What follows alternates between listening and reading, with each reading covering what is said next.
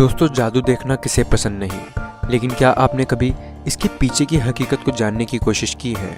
आज हम आपको कुछ ऐसे ही जादू की ट्रिक्स बताएंगे और उनके पीछे के सीक्रेट्स को रिवील करेंगे।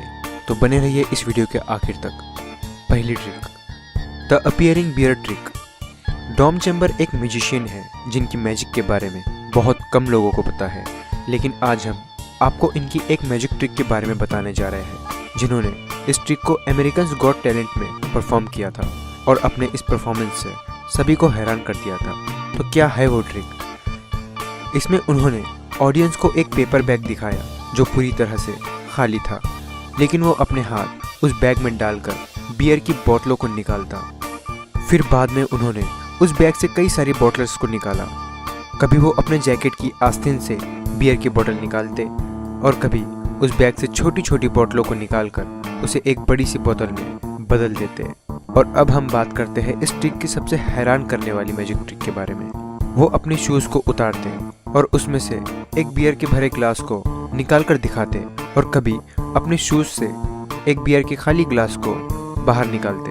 तो अब बात करते हैं उन्होंने ये कैसे किया। ये सिर्फ हाथों का कमाल है और इस स्टेज पर रखे इस टेबल के बिना इस ट्रिक को परफॉर्म करना पॉसिबल नहीं है। इस टेबल में ये हिडन शेल्फ है जो बाहर से नहीं देखा जा सकता और इसी में उस म्यूजिशियन ने बियर के ग्लास को रखा था और कुछ अपने जैकेट्स की पॉकेट में, और सही वक्त पर अपनी स्किल्स का इस्तेमाल करके वो एक एक करके बोतलों को बाहर निकाल रहा था। अब बात करते हैं उस म्यूजिशियन ने खाली पेपर बैग से भरे ग्लास को कैसे निकाला।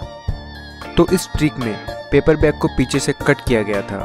ऑडियंस के देखने पर उन्हें वो बिल्कुल नॉर्मल सा बैग दिखाई दिया और बड़ी ही चालाकी से अपने हाथों को बैग में डालकर उसके कटे हुए हिस्से के जरिए अपनी पॉकेट से उन बोतलों को बाहर निकाला और इस ट्रिक का इस्तेमाल करके वो अपने दूसरे पॉकेट से बोतलों को बाहर निकालता। अगर आप ध्यान से देखो तो आपको ये ट्रिक समझ आ जाएगी। और दूसरी ट्रिक में वो अपने बैग से एक छोटी बोतल को बड़ी बोतल में बदल देते हैं। अगर आपने गौर से देखा तो आप नोटिस करोगे उसके हाथ में पहले से ही एक छोटी सी बोतल मौजूद थी और उसने लोगों का अटेंशन उस बैग पर ही बनाए रखा और बड़े ही चालाकी से अपने लेफ्ट साइड की पॉकेट से बियर की बोतल को उस छोटी बोतल से बदल दिया।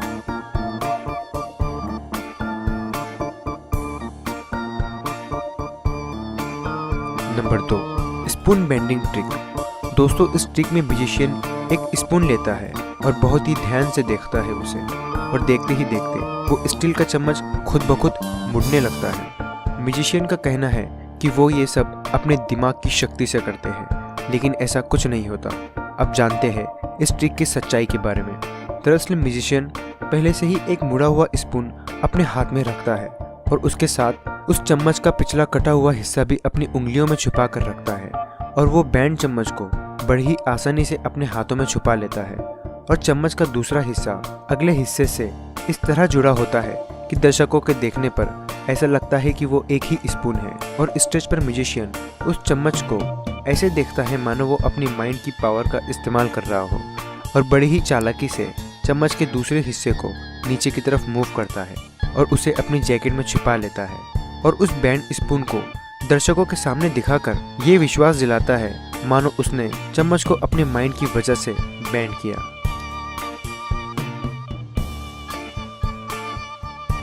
नंबर 3, फ्लोटिंग रुपी। ये एक ऐसी ट्रिक है जो कोई भी बड़ी ही आसानी से कर सकता है। ये ट्रिक आपने भी बहुत बार देखी होगी, जिसमें म्यूजिशियन अपने हाथों के बीच नोट को लटका देता है, जिसे देखने पर नोट खुद ब खुद हवा में उड़ती हुई दिखाई देती है।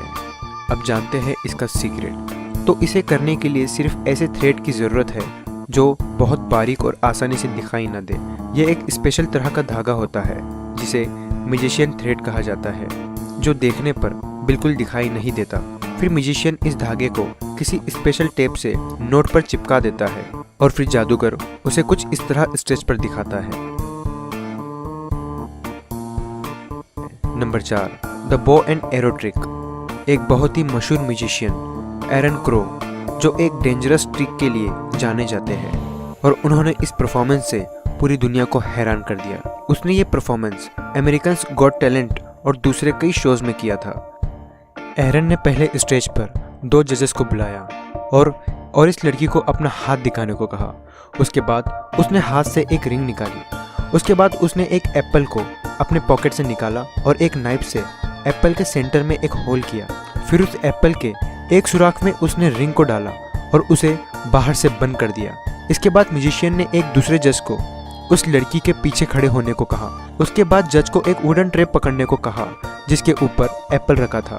उसके बाद एरन ने टारगेट पर सटीक निशाना लगाकर तीर से टारगेट को शूट किया और उस टारगेट बोर्ड पर धंसे तीर से वही रिंग निकलती है जो उसने एप्पल में रखा था। तो उसने ये कैसे किया? तो जानते हैं इस ट्रिक के सीक्रेट के बारे में। असल में एरन ने कोई तीर शूट नहीं किया था। जो भी आपने देखा वो महज एक इल्यूजन था, सिर्फ हाथ का कमाल था। ये सारी चीजें अलग अलग है जिसे सही टाइम पर सेट करके परफॉर्म किया गया है। तीर को दागना, एप्पल के 2 हिस्सों में टुकड़े होना और टारगेट पर तीर को शूट करना, ये सब एक टेक्निक की मदद से किया गया है और इस मैकेनिज्म ने इस ट्रिक को पॉसिबल बनाया है। इस तीर कमान में ही एक सीक्रेट छुपा है। असल में इससे तीर निकलता ही नहीं बल्कि वो उसी में लगे एक मैकेनिज्म की वजह से वही राउंड हो जाता है और इसमें लगा लेज़र लाइट जो लोगों का ध्यान भटकाने के लिए काफ़ी है। देखने पर लगता है मानो एरन ने सच में तीर चलाया। अब बात करते हैं टारगेट बोर्ड की। दरअसल इस टारगेट बोर्ड में पहले से ही एक तीर फिट किया गया था और इस काले कपड़े के पीछे इस तीर को एक स्प्रिंग मैकेनिज्म की मदद से बाहर ऐसे रिलीज किया जाता है जिसे देखने में लगता है यहाँ सच में तीर को शूट किया गया है और इसे एक रिमोट की मदद से चलाया जाता है। अगर आप इसकी एंगुलर मूवमेंट को देखोगे तो इस मैकेनिज्म को समझ जाओगे। अब बात करते हैं इसमें मौजूद रिंग की। तो क्या ये रिंग फेक है? बिल्कुल नहीं, बल्कि ये वही रिंग है जो उस जज ने पहनी थी। तो आखिर ये रिंग उस तीर में कैसे गई?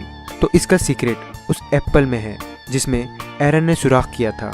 आप इस एप्पल को ज़रा गौर से देखिए, देखोगे तो पता चलेगा कि इसमें जो सुराख है वो दोनों सिरों से सेम नहीं है, बल्कि इसका एक सिरा बहुत छोटा है और दूसरा काफ़ी बड़ा है। म्यूजिशियन ने बड़ी ही चालाकी से उस रिंग को एक छेद से गुजार कर दूसरे से उसे निकाल लिया और अपने पास उसे छिपा लिया।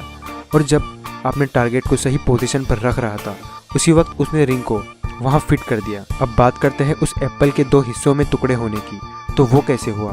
तो इसका जवाब है उस ट्रे में जिस पर एप्पल रखा गया था। यहाँ पर भी एक स्प्रिंग मैकेनिज्म का इस्तेमाल किया गया है जिसे रिमोट की मदद से उसमें मौजूद लोडेड नाइफ को ऐसे रिलीज किया गया है जिससे वो एप्पल परफेक्टली 2 हिस्सों में बट गया और इन सारे ही मैकेनिज्म की मदद से इस इल्यूजन को मुमकिन बनाया गया है। अब बात करते हैं एक ऐसे मैजिक ट्रिक की जिसने पूरी दुनिया को हैरान कर दिया और कोई भी इस ट्रिक को रिवील नहीं कर पाया, बल्कि बहुत लोग इसे एक रियल मैजिक समझते हैं। इस मैजिक ट्रिक को ब्रिटेन गॉट टैलेंट में परफॉर्म किया गया है जिसमें एक म्यूजिशियन मार्शल नामी शख्स एक बेड पर लेट जाते हैं और सोने की एक्टिंग करते हैं। फिर मार्शल अपने आप को एक चादर से कवर करता है और अचानक से एक लड़की बाहर निकलती है। ये इतने कम समय में होता है कि कोई समझ नहीं पाता और अगर ये कोई हाथ की सफाई भी है तो इतने कम टाइम में कैसे की जा सकती है। इसके बाद स्टेज पर एक आग लगाई जाती है और उस स्पार्क के बीच से हमें मार्शल दिखाई देते हैं और इस बार उनका ड्रेस भी चेंज होता है।